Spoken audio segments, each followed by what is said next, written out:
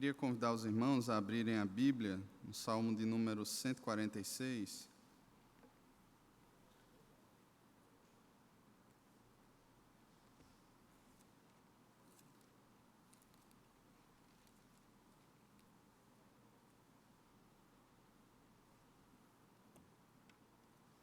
Salmo 146.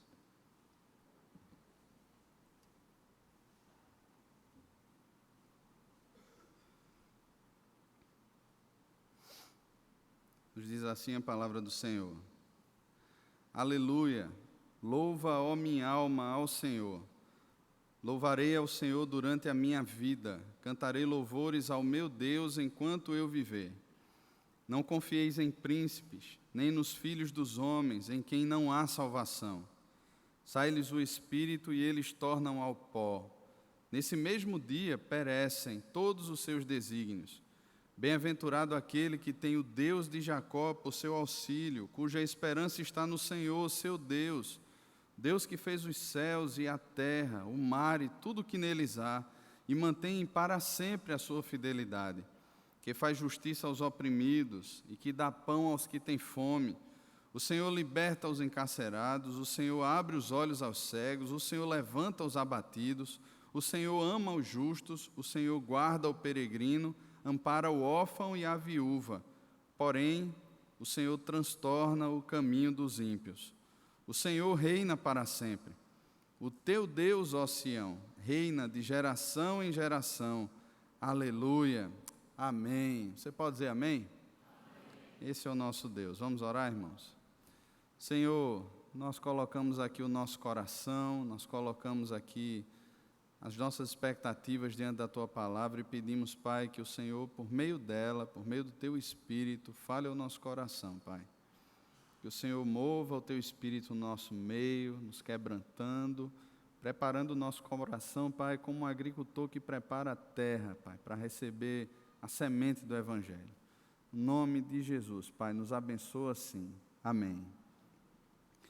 Vivemos um tempo de desafios, irmãos. E creio eu que um dos maiores desafios para nós que somos crentes é o desafio da dependência. Porque desde cedo nós somos treinados para sermos independentes, principalmente no universo masculino, né? E também hoje muito no universo feminino. As mulheres são também desde cedo desafiadas a não dependerem de homens. Você vai depender de marido, você tem que ter suas coisas, você tem que ter o seu carro, você tem que ter sua casa. Quando é que você vai ter sua independência? Não queira ser como sua mãe, olha só o que é que seu pai faz comigo. Eu já vi tantos discursos assim, não sei se você já ouviu também. Mas desde cedo o fato é que nós somos instruídos de modo a vencermos esse mundo. A sermos pessoas proativas, a sermos pessoas que sonham, pessoas que fazem. Existem várias propagandas que estão por aí, né? O mundo é de quem faz. Talvez a palavra mais comentada nos últimos dias seja empreendedorismo. As pessoas têm que ser empreendedoras, as pessoas têm que ter visão, principalmente em termos de crise. Você corta o S, aí fica CRI. Você tem que ser gente que cria, pessoa criativa, pessoa que pensa para frente, pessoa que não depende de ninguém, mas que depende de você. Então é essa visão. Você vai na escola, desde cedo você é instruído assim. E aí tem os pais em casa, né, que o incentivo dos pais meu filho, você tem que ser alguém na vida. Você tem que estudar para ser alguém. Afinal de contas, você não é ninguém ainda. Você não tem identidade, você não é nem um ser, assim, sei lá, é alguma coisa sem forma e vazio também. Então, você vai ser alguém na vida, e para ser alguém na vida, você só vai ser quando você tiver aquele diploma. Aí o menino um dia chega em casa com diploma. Não, agora você precisa arrumar um emprego para ser alguém na vida, porque diploma não sustenta ninguém não, então vá trabalhar, vagabundo. Então, o tempo todo há esse desafio, né?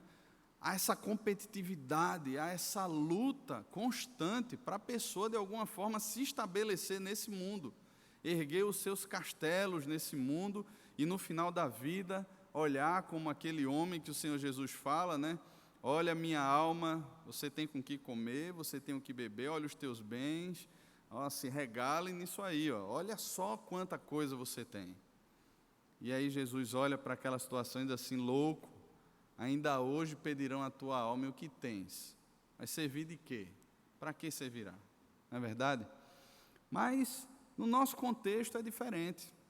A gente acha que a eternidade é o aqui e agora. E enquanto há aqui e agora, eu tenho que viver, tenho que correr, tenho que fazer. Somos meio que criados dentro daquela perspectiva que Tiago fala no capítulo 4 da carta dele, né? Hoje ou amanhã iremos para a cidade tal, lá passaremos um ano, negociaremos e teremos lucros. Somos pessoas empreendedoras, pessoas de visão. Porém, irmãos, essa história não começou na nossa geração. Essa história começa de muito tempo atrás. Desde a queda, lá em Gênesis capítulo 3, se desenvolvem ali duas sementes agora, duas descendências. A descendência da mulher e a descendência da serpente. Ambas caminham juntas sobre a terra. A gente vê, por exemplo, depois da morte de Abel, os descendentes de Caim, eram pessoas que gostavam de fazer, eram empreendedores, podemos dizer assim. Por exemplo, dos descendentes de Caim nasceram aqueles que construíram instrumentos musicais. Dos descendentes de Caim nasceram aqueles que construíram os objetos, as facas, os objetos de cortar. Eram pessoas que saíam para vencer esse mundo, saíam para empreender, saíam para ganhar a vida, saíam para batalhar. Porém, quando nasce um filho de Adão e Eva, chamado Sete, a Bíblia diz, lá em Gênesis, no capítulo 4 ainda, que a partir de Sete, o nome do Senhor passou a ser invocado. E a partir de Sete, a gente vê ali uma descendência diferenciada. Por exemplo, quando a gente encontra o testemunho de Enoque, Enoque andou com Deus. Nós não vemos Enoque construindo carros, Enoque construindo grandes coisas, Enoque construindo pontes, Enoque construindo casas, mas a marca de Enoque é um homem que andou com Deus. E Deus o tomou para si. Vemos depois a história de Noé. Noé era um homem íntegro, era um homem bom, mas por que é que havia essa justiça, essa bondade, essa integridade? Noé andava com Deus. E tanto Enoque quanto Noé, eles são narrados lá no capítulo 11 de Hebreus. Que o capítulo 11 de Hebreus fala exatamente sobre fé. A gente vai ver outros exemplos de fé, por exemplo, de Abraão, o exemplo dos filhos de Abraão depois, Isaac, Jacó. A gente vai ver o exemplo de Moisés. Posteriormente, a gente vai ver Josué, depois vem os juízes, vem Davi, homens que andaram com Deus. E a grande marca no coração desses homens não eram as suas grandes obras, não eram o seu empreendedorismo, por mais que muitas vezes Deus os fizesse prosperar. Entretanto, o fato era que esses homens criam em Deus, eram homens de fé, e essa fé não era algo simplesmente lógico, não era algo que era simplesmente aprendido numa aula ou numa classe de escola dominical, numa sala de um seminário, numa conferência teológica ou num domingo na igreja. Era algo que era experimentado. Deus não é apenas um objeto de estudo, Deus é uma pessoa extremamente relacional. Quando Deus criou o homem, Deus cria o homem relacional, e nós somos completamente dependentes de Deus para nossos relacionamentos. Nós só nos relacionamos de forma perfeita com Deus, com as pessoas e com o mundo, quando conhecemos o próprio Deus. E conhecemos a Deus por meio da fé. E a fé é um dom dele, é algo que ele coloca no nosso coração, para que a gente se aproxime dele agora, crendo que ele existe e que é galardoador daqueles que o buscam. Logo, irmãos, esse salmo aqui ele é escrito por alguém que crê. Ele é escrito por um homem de fé, não por um homem que aprendeu sobre Deus apenas, mas por um homem que andava com Deus. Esse é o primeiro dos 5 salmos pós-exílicos. Ou seja, depois daqueles 70 anos no cativeiro babilônico, esse salmista aqui, que a gente não sabe quem é, ele sai da Babilônia com uma parte do povo, porque grande parte dos judeus, eles permanecem na Babilônia, Uma outra parte eles saem e voltam para reconstruir os muros, reconstruir as cidades, eles voltam para reconstruir o templo, e provavelmente esse salmista estava entre eles que regressa para reconstruir isso. Eu digo isso por conta da visão que ele tem. Ele não é um homem que depende das circunstâncias. Esdras falou aqui no primeiro culto de forma mais específica, e agora ele citou de forma mais rápida, né? Nós adoramos a Deus por quem Ele é, não por conta das circunstâncias, não porque a coisa está bem, ou está tudo dando certo na minha vida, o casamento está bem, mas nós adoramos a Deus por quem Ele é, e nós percebemos isso aqui nesse salmo. A declaração principal desse salmo está contida principalmente no versículo 1 e no versículo 2, olhe comigo. Ele começa dizendo: aleluia, louva, ó minha alma, ao Senhor, louvarei ao Senhor durante a minha vida, cantarei louvores ao meu Deus enquanto eu viver. A gente percebe de forma muito clara que não são circunstâncias que definem a adoração no coração do salmista. Ele estava antes na Babilônia, isso quer dizer que ele estava louvando a Deus lá enquanto ele estava no cativeiro, porque ele diz: olha, é enquanto eu viver. Não tem uma delimitação que diga assim: olha, enquanto tudo estiver bem, enquanto o Brasil não entrar numa crise pior ainda, enquanto a doença não chegar na minha casa, enquanto os meus filhos estiverem na igreja, enquanto a minha esposa ou meu marido for assim. Não, ele diz: enquanto eu viver. Isso compreende a sua existência. É alguém que crê em Deus e tem um coração satisfeito em Deus, independentemente do que está acontecendo ao seu redor, ainda que as circunstâncias muitas vezes gerem tristeza no nosso coração, gerem de certa forma um desconforto em nós. Aqueles que são bem-aventurados, aqueles que creem em Deus, permanecem olhando para Deus porque eles têm um coração satisfeito em Deus. A gente vê isso, por exemplo, na vida do apóstolo Paulo, quando ele escreve a sua carta aos Filipenses, lá no capítulo 4, quando ele está falando ali sobre contentamento, alegria, satisfação, ele vai dizer: alegrai-vos sempre no Senhor, outra vez vos digo, alegrai-vos. E depois ele diz: olha, eu aprendi a viver contente em toda e qualquer situação, em toda e qualquer circunstância. Eu sei ter a abundância de todas as coisas como a falta delas. Eu sei, e a gente olha para a vida de Paulo e a gente vê um homem extremamente experimentado. No próprio chamado do apóstolo Paulo, quando Jesus ali aparece a Ananias, ele diz: olha, vai, procura aquele cara lá chamado Paulo, não tenha medo dele não, porque ele para mim é escolhido para anunciar o evangelho entre os gentios, e eu lhe mostrarei o quanto importa sofrer pelo meu nome. Imagina ter uma vocação como essa. Paulo, desde o seu chamado, foi chamado para sofrer pelo nome de Jesus.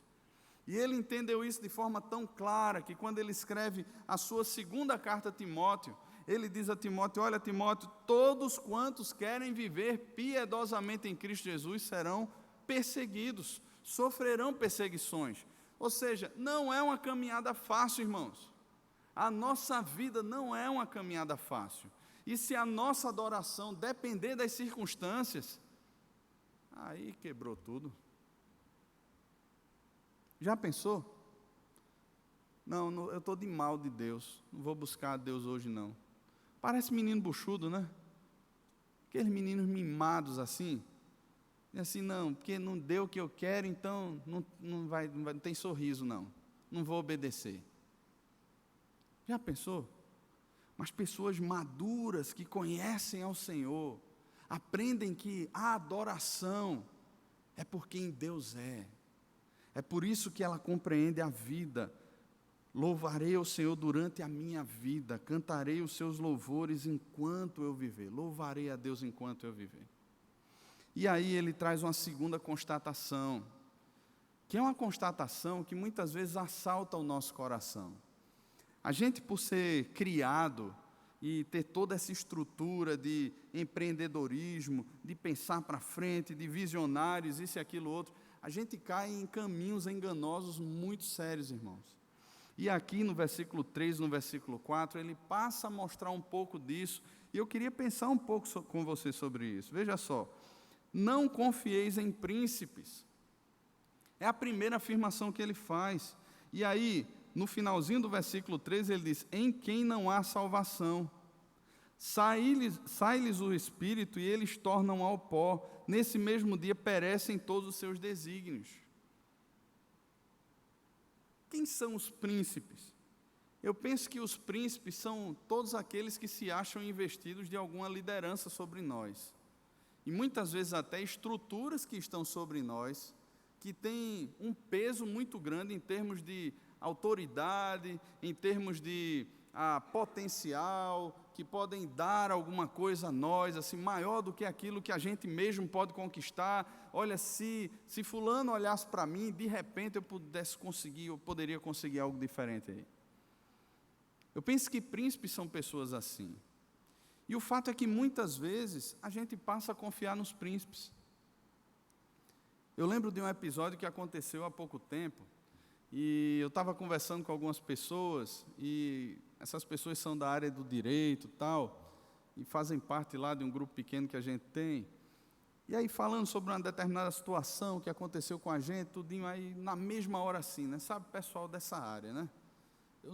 Minha irmã, ela é formada em direito, né? E muitas vezes assim ela já vem com algumas coisas na mente, né? E as leis já saltam, tem uma clareza assim com relação a essas coisas, e parece tudo tão fácil, né? Não é isso, Letícia?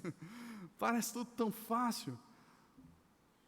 Aí o pessoal na hora fez assim: não, mas veja só, você está acobertado pela lei, e mais, eu conheço a juíza lá da cidade tal, e eu conheço isso, e eu sei que o pessoal é favorável a esse tipo de causa, e aí a gente pode entrar com um processo. Olha, você está coberto de razão, a gente pode ir lá, e a causa vai ser ganha. Isso aí é muito fácil.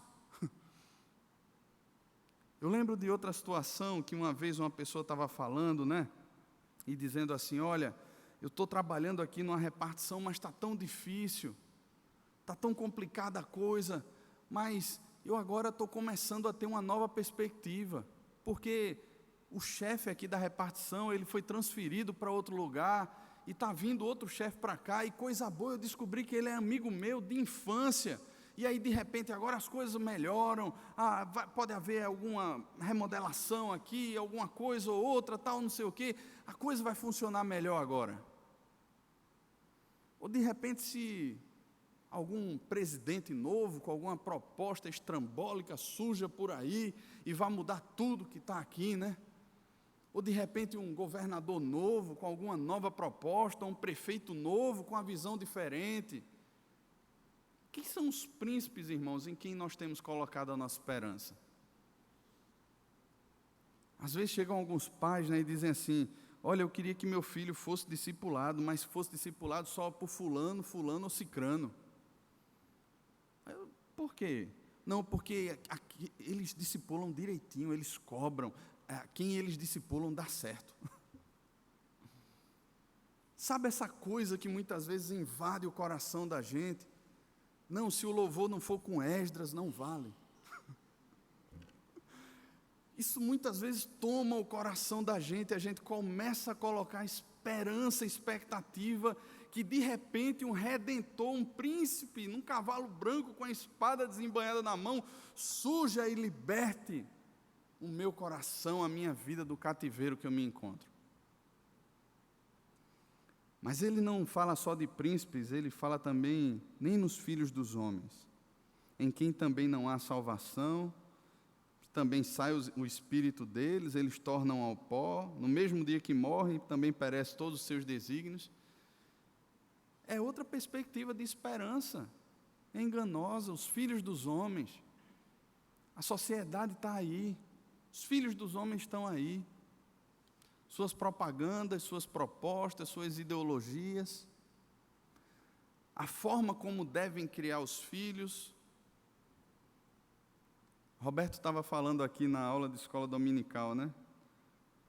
Antes a questão do homossexualismo era algo escondido, se tornou algo revelado, se tornou algo permitido, incentivado, daqui a pouco se torna obrigatório. E aí as pessoas olham, né, e dizem assim: né, quem sabe, né, porque a evolução social é isso aqui. Irmãos, vocês acreditam? Tem muito crente já que pensa nisso como possibilidade. Eu estava vendo o depoimento de um pastor de uma igreja, lá nos Estados Unidos, ele dizendo assim, olha, nós temos que sintonizar o evangelho com a evolução social. Nós não podemos ser descontextualizados. Temos que contextualizar. E aí, o ministro de louvor, um homem lá, é casado com o regente do coral da igreja.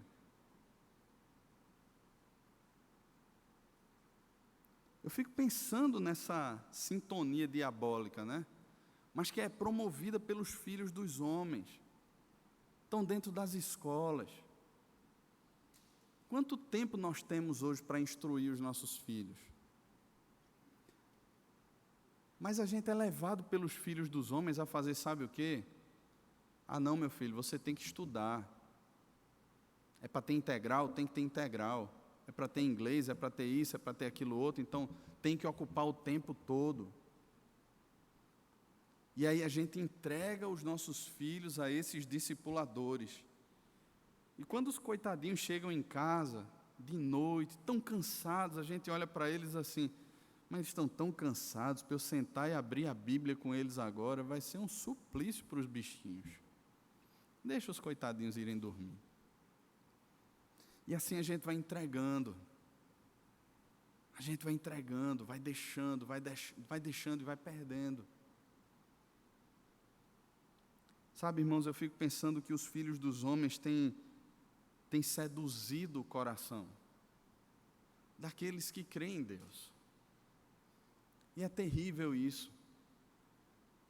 A gente não sabe nem o que é cultura direito. A gente não sabe.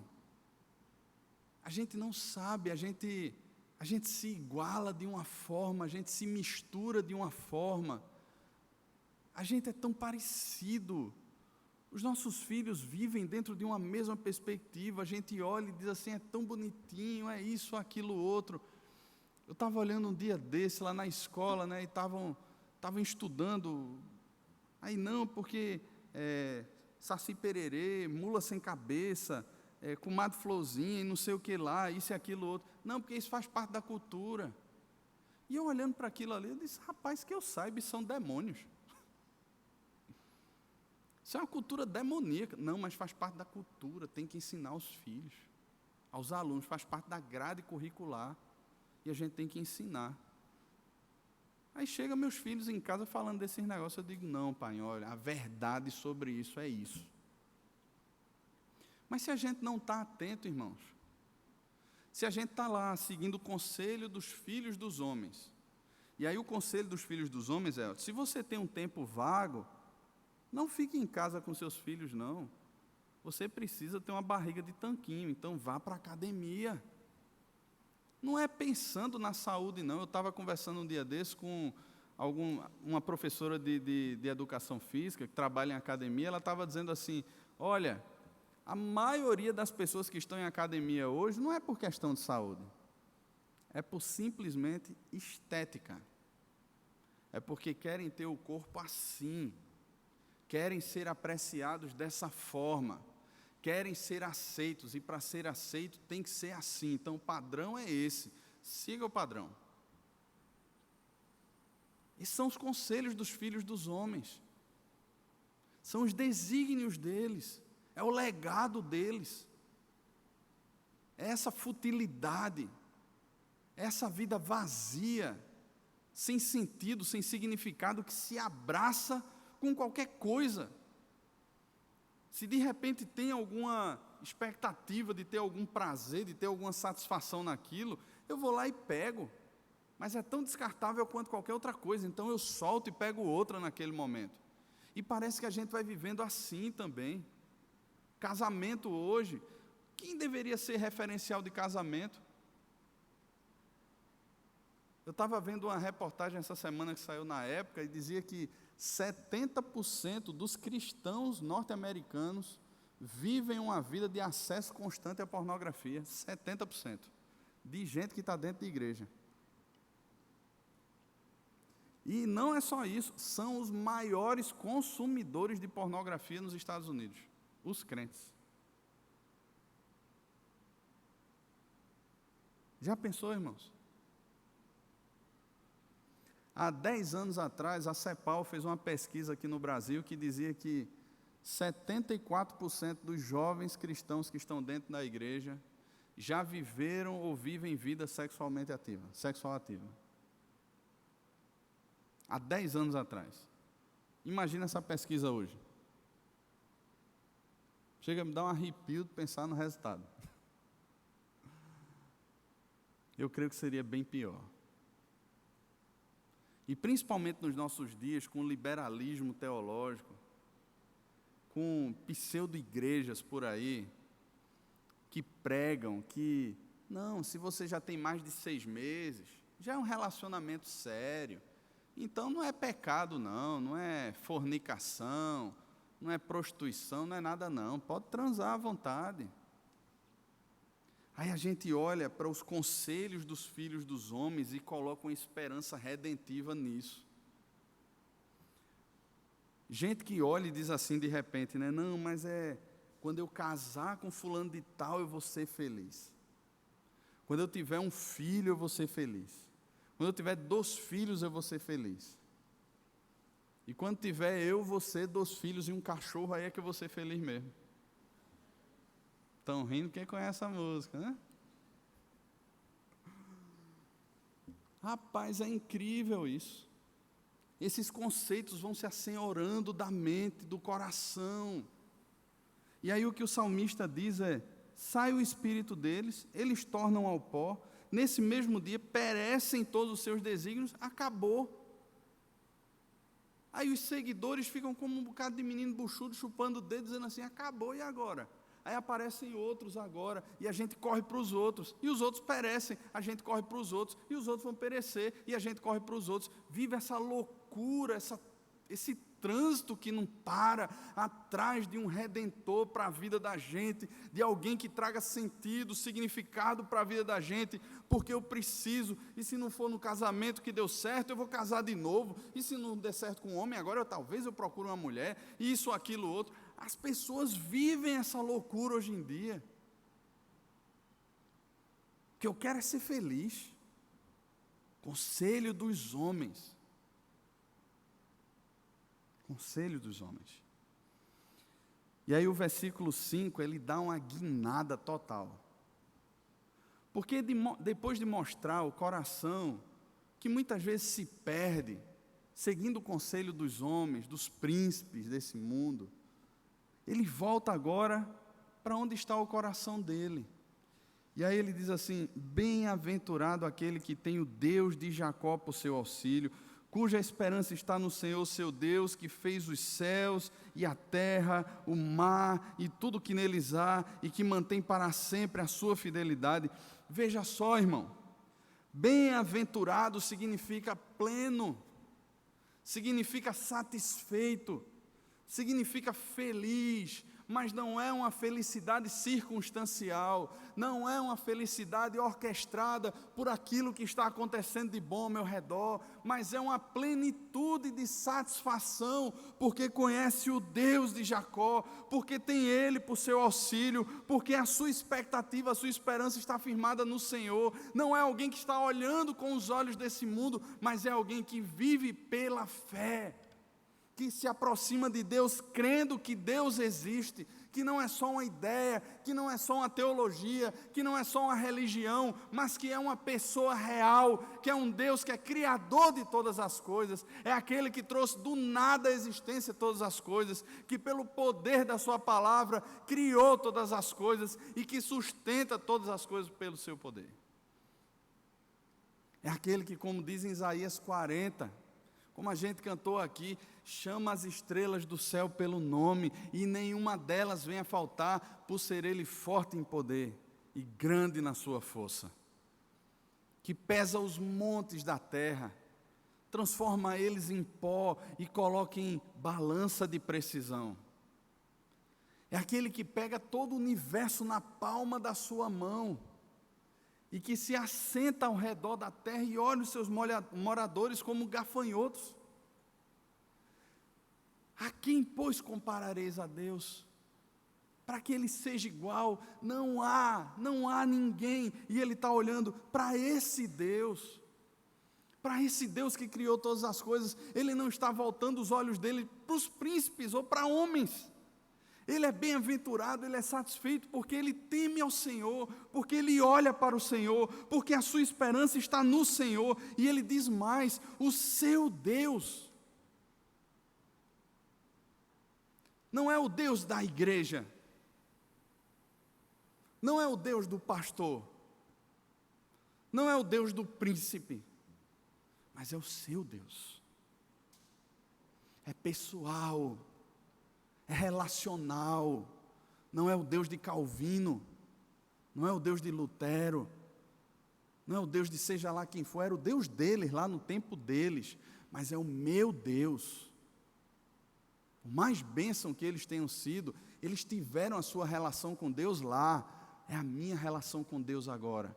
Um Deus que se apresenta para mim por meio da sua palavra, que me encontra no silêncio da oração, ou muitas vezes ouvindo uma pregação, ou muitas vezes em casa ouvindo uma música, ou no carro, ou no trânsito caótico da cidade. Quando eu fecho os olhos, eu digo assim: Senhor, o caos está instalado, e Ele vem e visita ali naquele carro. Irmãos, é esse Deus.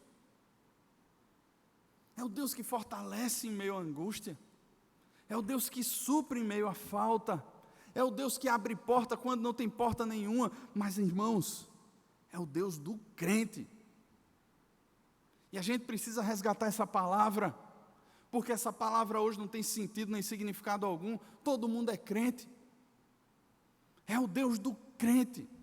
É o Deus do bem-aventurado, porque é feliz, é satisfeito nele, daquele que crê no Senhor, daquele que se aproxima de Deus crendo que Ele existe, que não vive por aí com expectativa em príncipes ou em filhos de homens, tentando de alguma forma dar satisfação da sua vida às pessoas, tentando de alguma forma agradar ou aplacar a vida ou a ira das pessoas. Não, ele vive para Deus, por Deus,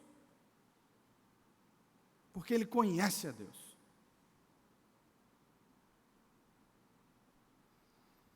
Esse Deus, ele fez os céus, fez a terra, fez o mar, tudo que neles há.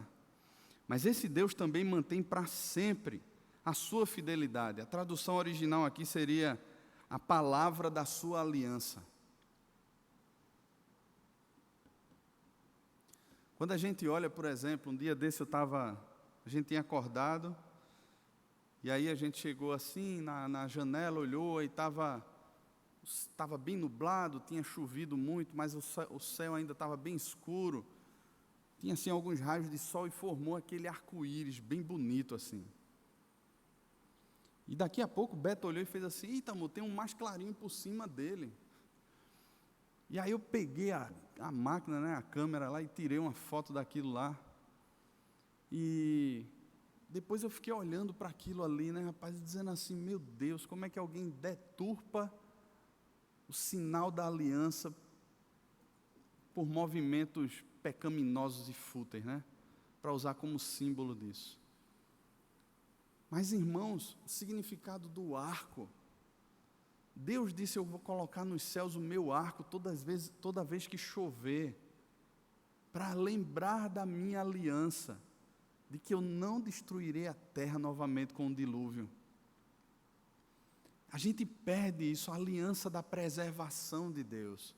Deus vai preservar os seus eleitos até o final. A aliança que Ele fez com Moisés, a aliança da lei, a aliança da palavra, a aliança que Ele faz com Davi, e Ele cumpre, a gente vai ver depois na vida dos reis de Judá, por mais perversos e malditos que eles tenham sido depois de Davi, alguns deles apóstatas até o último fio de cabelo, Deus diz assim: por causa do meu servo Davi, ali entenda-se, por causa da aliança que fiz com Davi. Deus é fiel à aliança da sua palavra. Agora imagina, a maior de todas elas, a aliança em Cristo na cruz do Calvário, Paulo entendeu isso de forma tão clara, que lá em Romanos 8, ele diz, olha, nem a morte, nem a vida, nem anjos, nem principados, nem potestades, nem coisas do presente, nem coisas do porvir, nem poderes, nem autoridade, nem altura, nem nada pode nos separar do amor de Deus que está em Cristo Jesus, o nosso Senhor. Nada.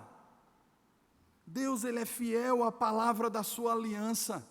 Nada pode nos arrebatar das suas mãos. Irmãos, isso gera alegria no nosso coração, porque nós não cremos em qualquer Deus, nós não estamos servindo a qualquer príncipe, vivendo em qualquer perspectiva humanista. Nós adoramos a um Deus que é vivo, a um Deus que intervém na história, a um Deus que tem o controle absoluto da história, a um Deus que tem os nossos dias escritos e gravados no seu livro, a um Deus que coordena todas as coisas segundo o conselho da sua vontade, um Deus soberano, irmãos. Não é um Deus que é pego de calças curtas, não é um Deus que de repente tem uma ideia e diz, opa, fiz errado, eu preciso mudar, e agora o que é que vão pensar de mim? Não, Ele é um Deus que é santo, é perfeito em todos os seus caminhos. Esse é o Deus que a Bíblia revela para mim e para você. Esse é o Deus que enche o coração do salmista de louvor e de adoração. Por isso que ele vai cantar os louvores a esse Deus enquanto ele viver. Assim como o apóstolo Paulo fala que todas as coisas cooperam para o bem, sejam elas favoráveis ou desfavoráveis, ele não está restrito aqui às circunstâncias. Ele adora por quem ele é, porque ele sabe quem é o seu Deus. E aí ele traz agora, a partir do versículo 7, algumas ações de Deus em favor do seu povo. Ele não está falando aqui do povo de uma forma geral. Ele não está falando do pobre, do necessitado, que simplesmente está por aí, marginalizado, mas ele está falando aqui do seu povo. O Salmo descreve atributos e atitudes de Deus com relação ao seu povo. E ele vai falar aqui agora sobre isso. Ele diz que ele faz justiça aos oprimidos. E eu penso que muitas vezes, quando a gente lê alguma coisa assim, o coração da gente é tão enganoso que pode se encher de um orgulho carnal, de pensar assim, graças a Deus que Ele vai fazer justiça à minha causa, e um dia minha vitória terá sabor de mel. Já pensou? Ô musiquinha carnal, viu? Porque a pessoa olha assim e diz assim, rapaz, um dia eu vou estar por cima da carne seca ali. Estão fazendo comigo agora, um dia vão ver onde é que eu vou estar. Os humilhados vão ser exaltados. Eu vou estar lá em cima agora, olhando de cima para baixo, dizendo aí, ó, estava torcendo pela minha derrota, olha aí onde é que eu estou agora. Irmão, isso é demoníaco. Isso é carnal. Isso é de gente que está com o coração cheio de ira. E a ira do homem não produz a justiça de Deus. Não produz a justiça de Deus. Pensa na vida de Paulo. Paulo foi injustiçado? Humanamente falando, foi. Mas diante de Deus, Paulo foi injustiçado? Jesus foi injustiçado? Humanamente falando, foi. Não cometeu crime nenhum. As pessoas que intitularam ele. Você se diz rei dos judeus, tu dizes.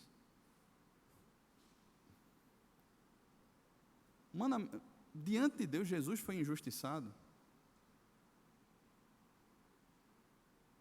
Sabe, irmãos, essa perspectiva que a gente tem do que é justiça, o fato é que Ele faz justiça aos oprimidos, mas nem sempre a justiça, ela vai ser segundo um prisma humano, segundo aquilo que a gente espera.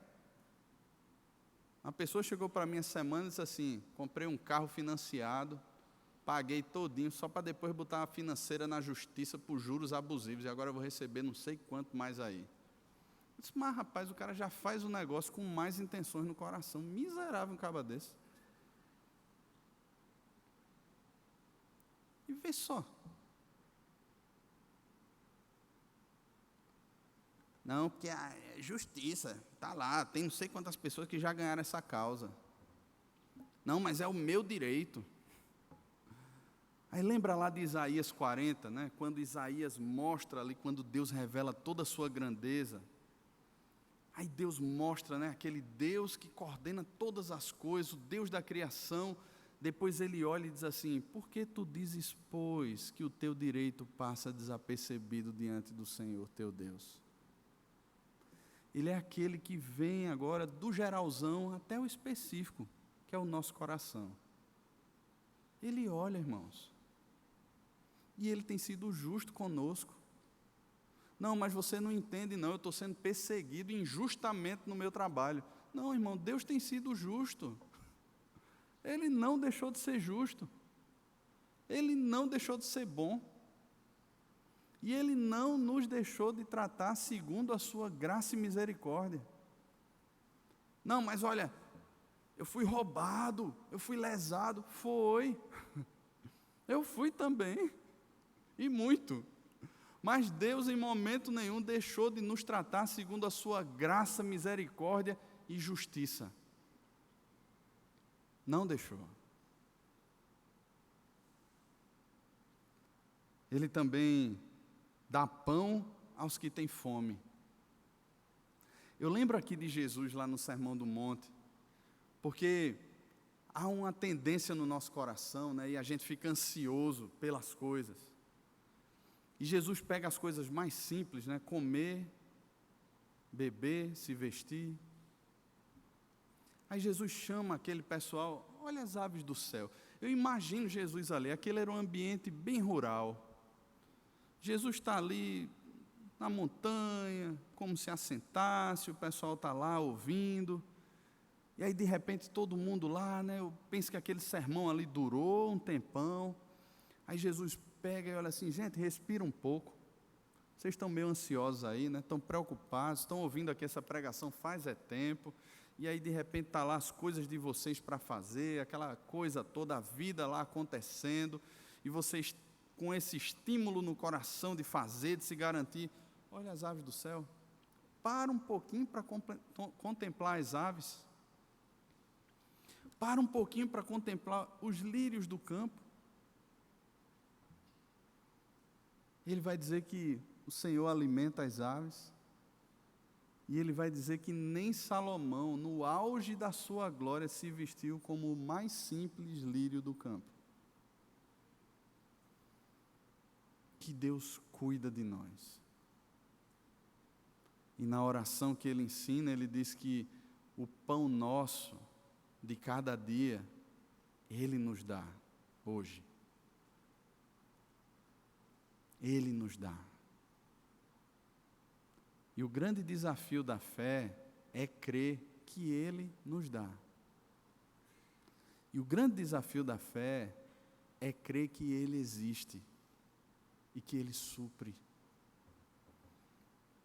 Porque a gente sempre vai estar dizendo assim: não, mas eu preciso primeiro ter isso para depois ter aquilo. Eu preciso primeiro fazer isso. Eu preciso primeiro ver isso para depois ver aquilo. A mente da gente é treinada a pensar assim. E o desafio da fé é crer em Deus. Crer em Deus. Dependa de Deus. Ele dá pão aos que têm fome. O Senhor liberta os encarcerados. Eu lembro que alguns anos atrás, a SAF aqui da igreja fazia visitas no presídio lá de Limoeiro. Em algumas visitas eu fui lá pregar naquele presídio. Ali literalmente é uma prisão física mesmo, né? A gente vê ali as barras de ferro, as pessoas atrás das grades. E eu lembro que, não em todos os pavilhões, mas determinados pavilhões, quando a gente chegava, muita gente, eles fizeram... O diretor do presídio lá, ele tinha um pavilhão que era para presos que tinham um comportamento melhor, tal. E aí a maioria daqueles presos ali eram crentes. Gente que se converteu no presídio, ou gente que de alguma forma estava afastado, fez besteira, depois voltou para o Senhor Jesus, alguma coisa assim. E eu lembro que quando a gente chegava lá, que abria o inário, e começava a cantar aqueles hinos, principalmente hinos mais conhecidos dele, a maioria, a gente levava às vezes a harpa cristã da Assembleia de Deus, que a maioria eram Assembleia de Deus, de igrejas batistas e tal. E quando começava a cantar aqueles hinos mais assim, rapaz, o pessoal chorava. E quando começava às vezes a pregar assim, você via brilho nos olhos, o pessoal com aquela expectativa no coração, aquela coisa. Rapaz, dava um nó assim, não só na garganta, mas dava aquele aperto no coração. Mas ao mesmo tempo uma paz, porque não são as grades de uma prisão que aprisionam. Eu lembro que Pedro e João, lá em Atos, eles estavam presos. E o que é que eles faziam na prisão? Eles cantavam, eles louvavam a Deus. Antes de haver o terremoto e a prisão se abrir, eles estavam louvando a Deus. Ainda que fisicamente presos, o coração daqueles homens estava livres, eram livres. Sabe, irmãos, eu penso que muitas vezes nós estamos livres, mas com o coração preso também. E eu penso que muita gente hoje tem tentado amenizar o nome pecado. Há um livro de John MacArthur chamado Sociedade Sem Pecado, e ele fala que uma das marcas da nossa sociedade é transferir o nome pecado para doença. Porque quando a gente trata uma pessoa como doente, a gente passa a olhar ela como um coitadinho, não é verdade? Ah, bichinho, está doente. Mas um pecador não. Pecado é algo sério, é algo grave, é algo condenável. Já a doença não, bichinho, está dodói, né? E aí assim, hoje a gente tem chamado a vício em trabalho, né? Workaholic. O cara é viciado em trabalho. Isso é pecado, irmão. Isso não é doença não, isso é pecado. Isso é uma prisão. Gente que está encarcerado atrás disso, preso. De alguma forma, ele quer provar algo, ou para ele ou para os outros. De alguma forma, ele está buscando aplauso, ou dele mesmo, dizendo assim, olha como eu sou bom, como eu tenho feito, olha como eu tenho produzido, ou dos outros. Pessoas que são dependentes emocionais. A palavra de Deus chama isso de pecado também. Não é dependência emocional.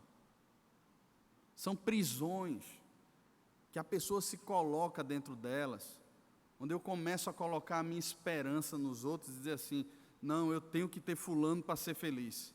E aí, de repente, fulano começou a ser mais amigo de cicrano agora, e eu entro em pânico, porque fulano só pode ser meu amigo. Ou então, eu tenho que fazer de tudo para que cicrano não acabe o namoro comigo.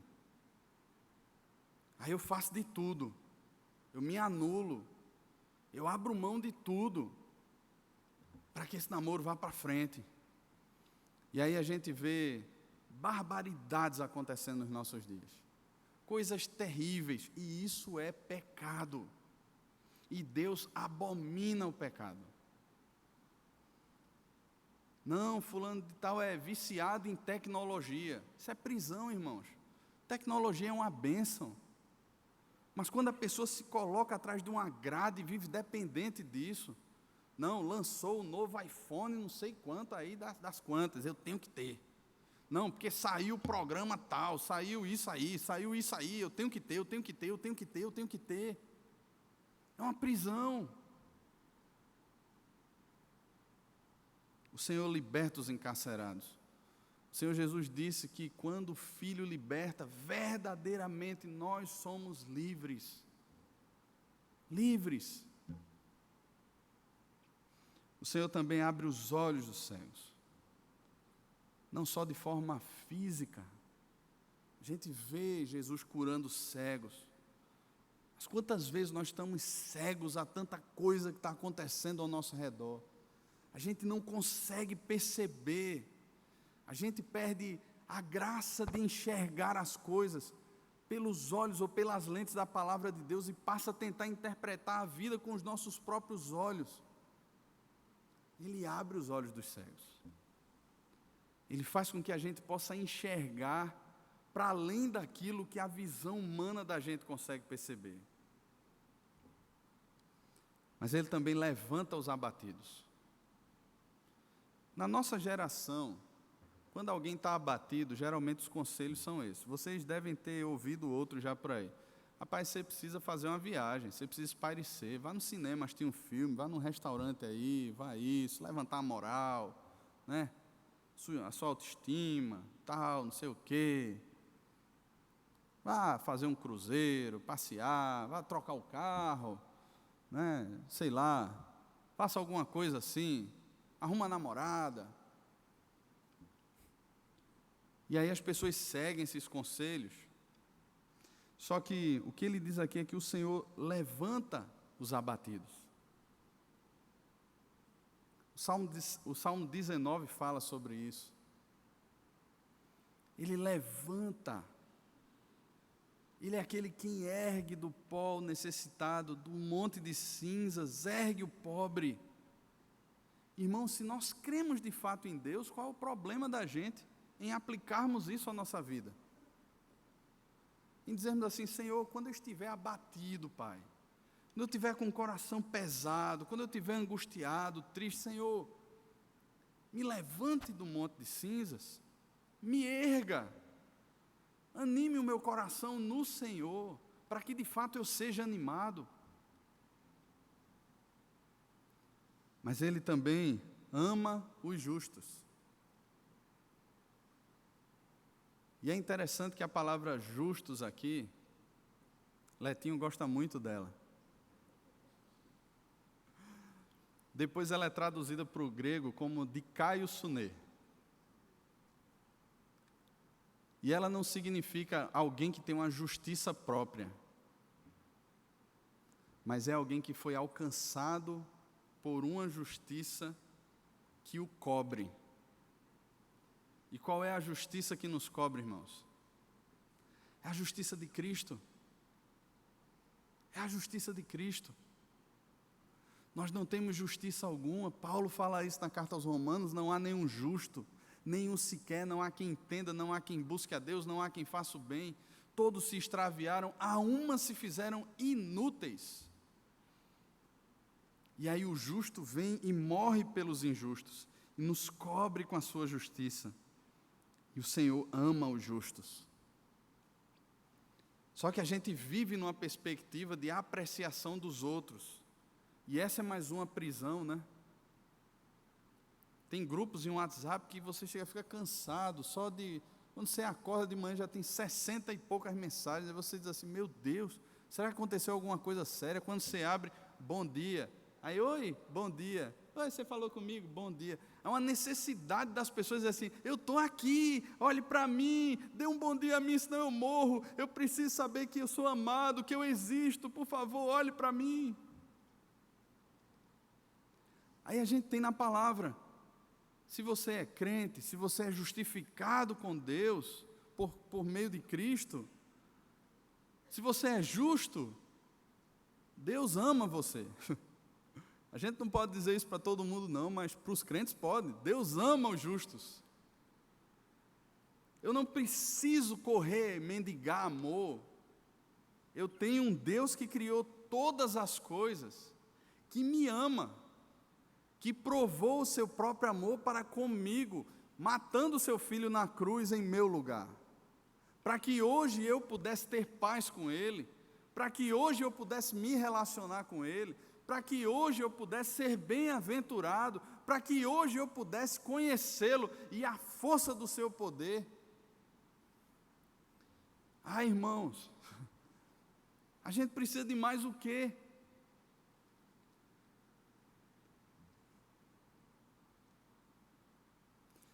O Senhor guarda o peregrino. O apóstolo Pedro fala que nós somos peregrinos e forasteiros aqui nesse mundo. A perspectiva de peregrino aqui é literalmente alguém que está desterrado, alguém que está andando errante, alguém que está sem pátria. O Senhor guarda estes,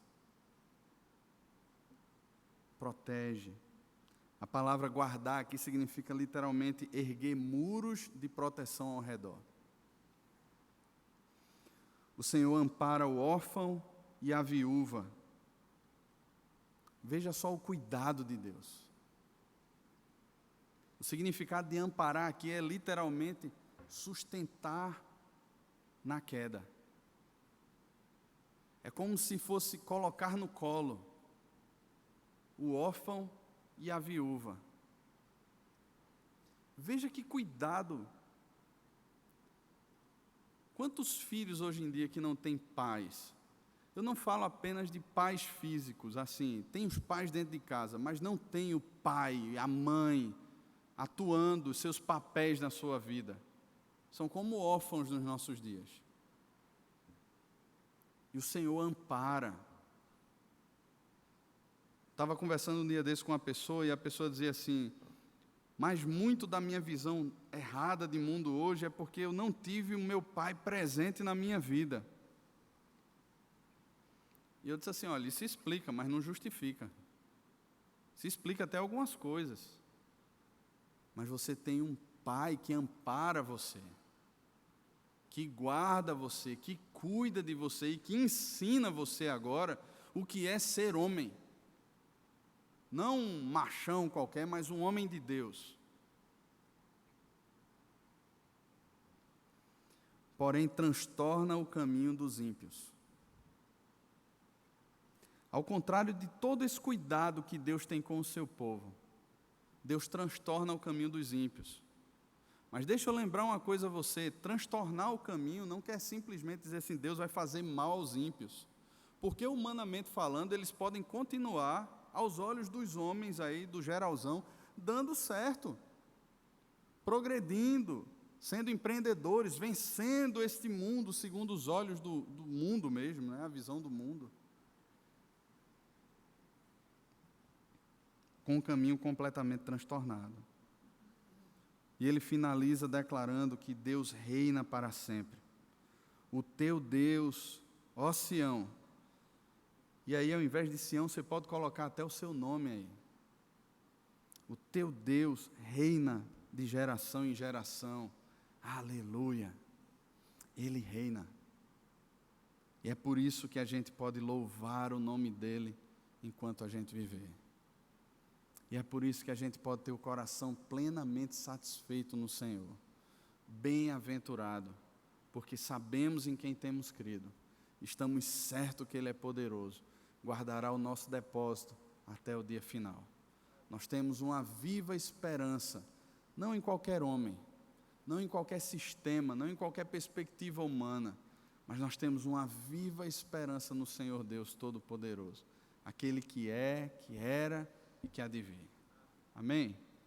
Vamos orar, irmãos? Senhor, nós louvamos o Teu nome, Pai. Bendizemos o nome do Senhor por Tua palavra. Pai, queremos pedir que o Senhor aplique a Tua palavra ao nosso coração e nos conduza de glória em glória, de vitória em vitória, Pai. Que no nome de Jesus, Pai, o Senhor assim nos abençoe para a glória do Teu nome e para a alegria do nosso coração em Cristo. Amém.